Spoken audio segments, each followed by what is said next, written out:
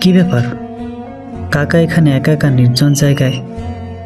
অনেকদিন ধরে মসজিদেও যাইতেছে না, মনে হচ্ছে পেরেশানিতে। আসসালামু আলাইকুম কাকা, কেমন আছেন? ওয়ালাইকুম আসসালাম ওরহমতুল্লাহ। আপনাকে তো এই কয়দিন দেখতেছি না মসজিদে যাইতেছেন না, কারণ কি? হুজুর, বড় টেনশনে আছি। কিছুদিন পরে কিছু টাকার প্রয়োজন, কোথা থেকে পাবো, কিভাবে ঋণ পরিশোধ করব, এই চিন্তা করতে করতে দিন চলেছে। না জানি কি আছে কখন।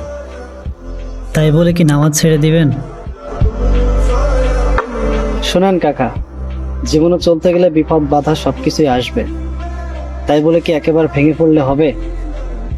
এক আল্লাহ আছেন, যে রবের কাছে আপনি চাইবেন, যে মালিকের কাছে আপনি বলবেন, দেখবেন অবশ্যই আপনার সমস্যা সমাধান করে দিবেন ইনশাআল্লাহ।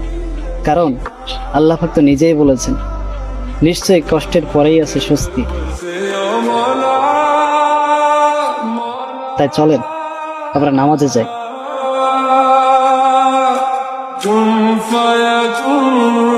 كن فيكون